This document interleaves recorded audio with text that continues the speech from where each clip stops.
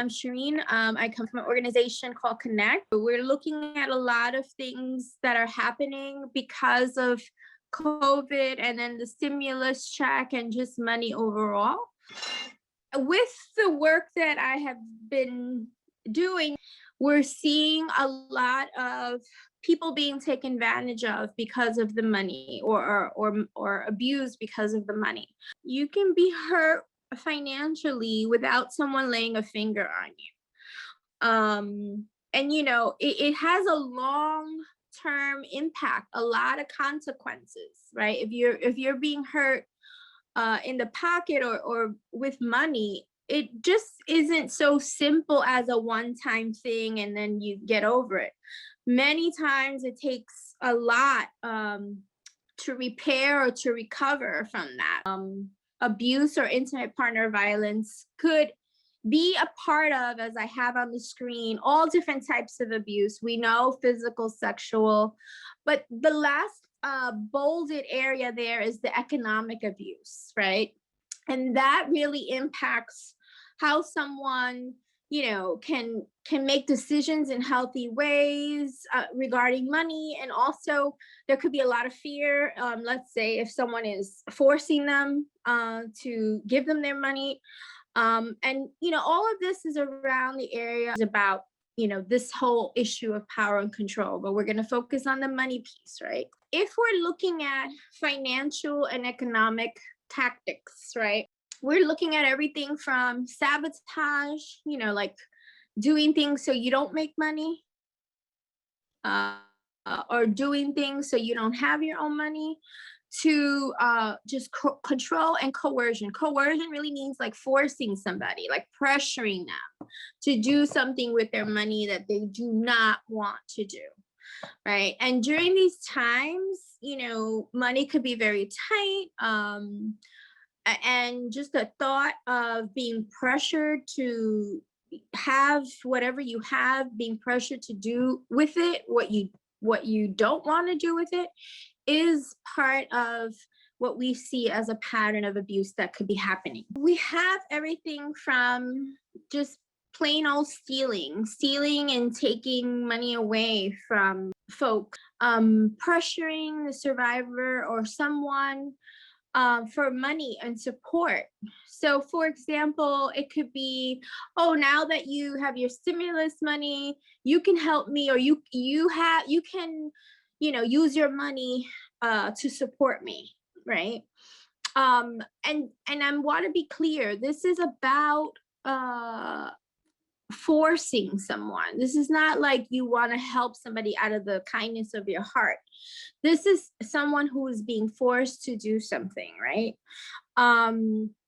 Also, it could be trying to make you feel bad and trying to make you feel guilty that something has happened in their life, and now that you have a little extra money, maybe pressuring you to do that. It can come in different forms, right? These are the things that we kind of need to look out for and really kind of, be aware that can happen. It can happen, and it can happen more so now, right? Let's say you want to take a training or a workshop or something like school. It could also be where someone is preventing you, from doing that. It's like a sabotage. The other point is identity theft, right? When someone tries to make it seem as if they are you, and with monies coming in, you can see all forms of identity theft. That could be, for example, trying to get into your bank accounts or trying to cash a check in your name.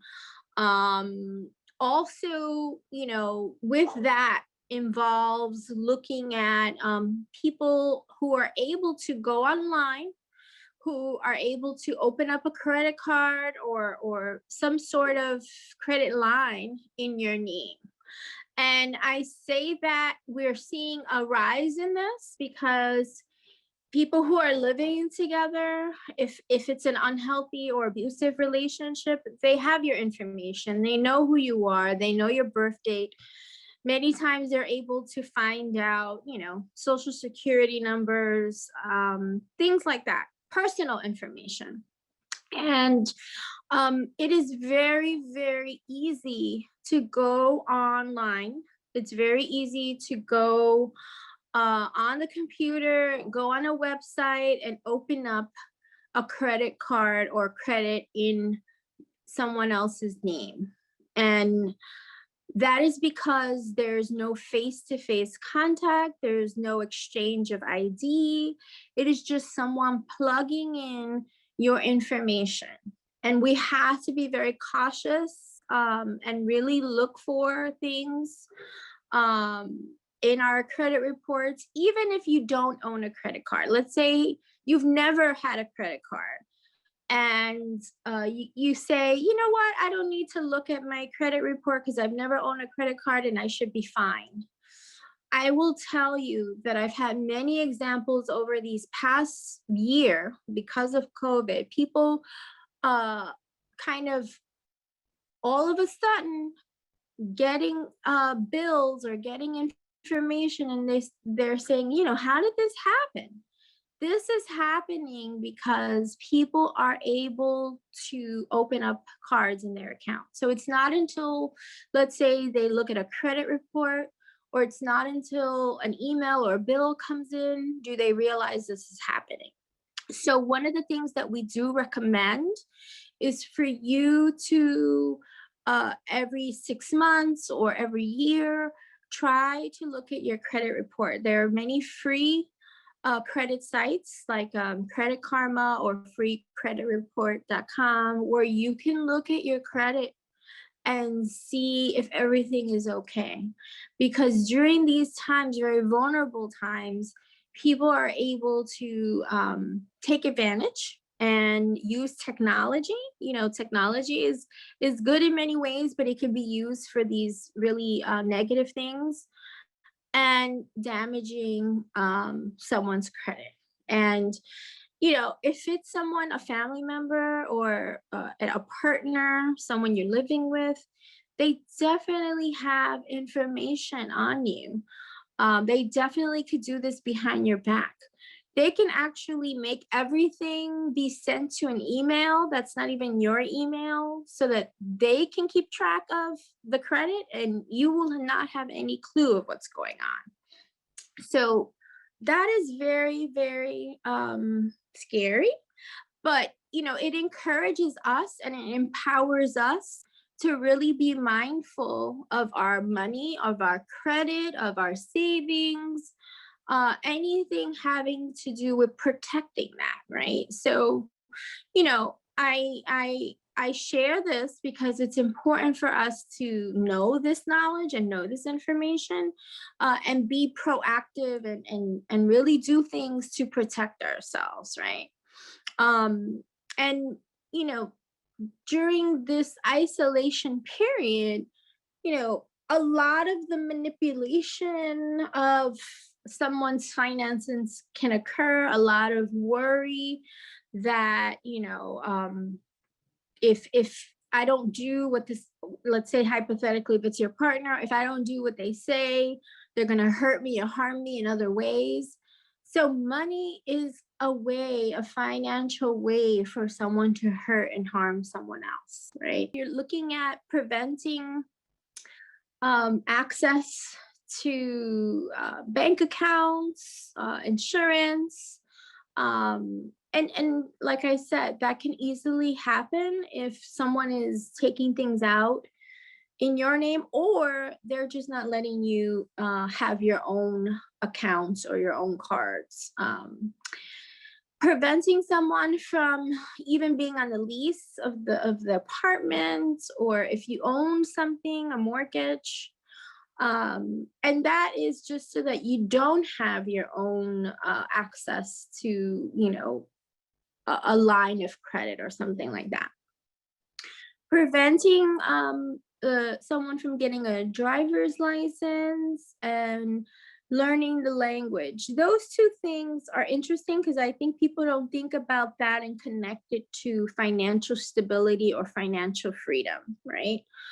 But it is, because think about this. If you are able to get a better job, or if you're able to do something else in your life, let's say you're an artist and you need to drive around to sell your paintings, or let's say, you know, you are able to only communicate in certain communities, but you really don't have a handle on English and you want to expand communicating with others.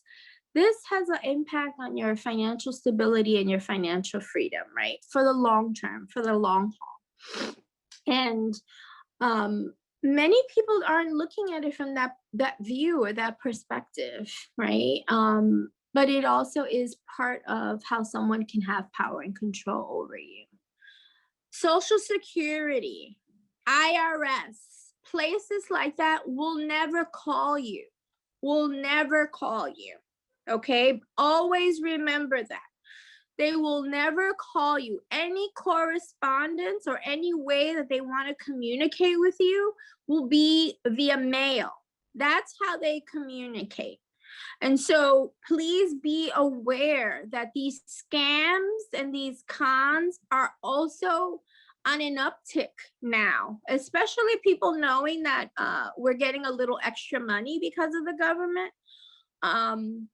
And it could be strangers doing this, but unfortunately, it could be also be an abusive partner getting a friend or someone to set you up, or another family member to set you up. And that's scary because people get nervous, they get anxiety, they worry that they're going to be arrested, and those things are not going to happen, right? If you ever receive any phone calls like that, whether it's on your cell phone or if you still have a house phone, please just hang up, right? And do not give them any information. And the same applies to, you know, even a friend or a neighbor or someone, you know, we just need to be a little extra cautious. You know, I'm not saying that everyone is out to get you. You know, this is not about that kind of conversation, but we just need to be aware and protect our identities as well, because identity theft is so common now more than ever, because it is so easy for people to get into systems, to get our information and to do things with them that we're not aware of, right? And if you have a situation or a scenario where someone already knows your information and they are going to do that or do harm, it's important for you to monitor your credit, monitor any kind of you know, accounts that you have, if you do have, and be mindful of, you know, what's happening, what's going in and what's going out. I know it may sound like a lot of work, but it is going to pay off, and it is important for us to protect what's ours. You know, even if you have $1 in your account, that's your money, that is yours, right? So this is not about, oh, I only need to be concerned if I have, you know, millions of dollars. No, you know, it's yours and it's your identity.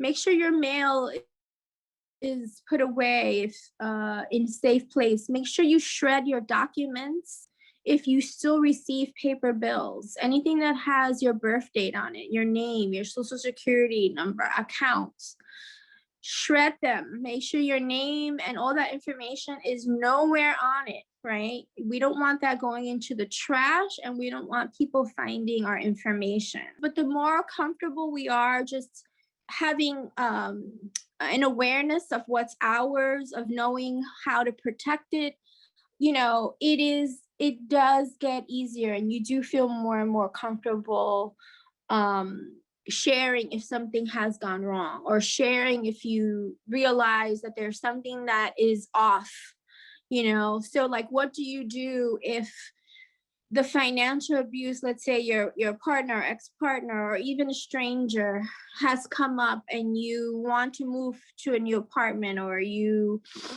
realize that you're getting mail saying that you owe $10,000 in debt. We have to have a paper trail. You have to be able to pinpoint dates and information like money.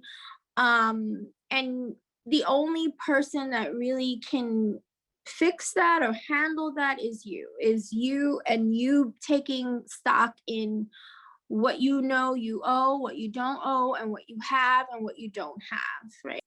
But all in all, our financial freedom and our financial independence really takes a few steps.